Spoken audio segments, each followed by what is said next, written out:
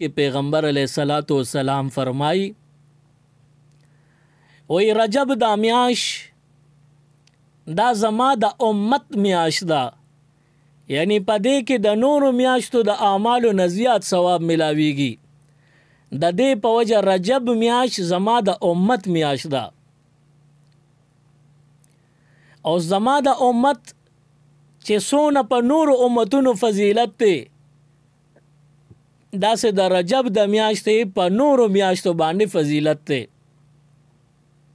बिया पैगम्बर अलैहिस्सलाम फरमाइली दी वरपसे मियाश द शाबान दा, वही शाबान हुजूर अलैहिस्सलाम फरमाई ज़मा मियाश दा, ज़मा द पारा दा او د شعبان د میاشتې په نورو باقی 11 میاشتو داسې فضیلت دی لکه حضور علیه السلام ځان ته اشاره وکړه وی لکه زما چې په نورو پیغمبرانو څنګه فضیلتي.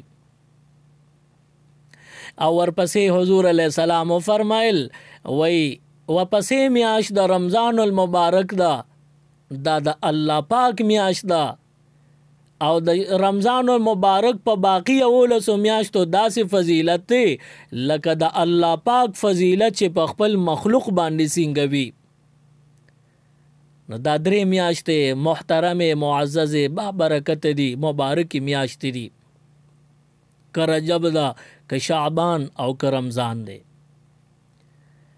نو د دې ځای نه ثابتېږي چې د رجب دا میاش افضل ده. پدې کې به مونږه اهتمام شروع کو د نیکو اعمالو د پاره.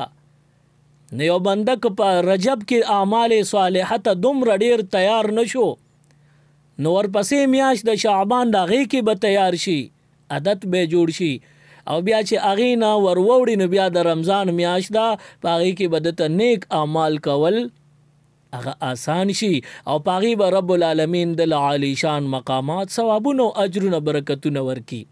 मजीद इस्लामिक वीडियोस देखने के लिए हमारे YouTube चैनल दीन और दुनिया को जरूर सब्सक्राइब करें और बेल आइकन जरूर प्रेस करें ताकि हमारी हर एक वीडियो की नोटिफिकेशन आपको मिल सके।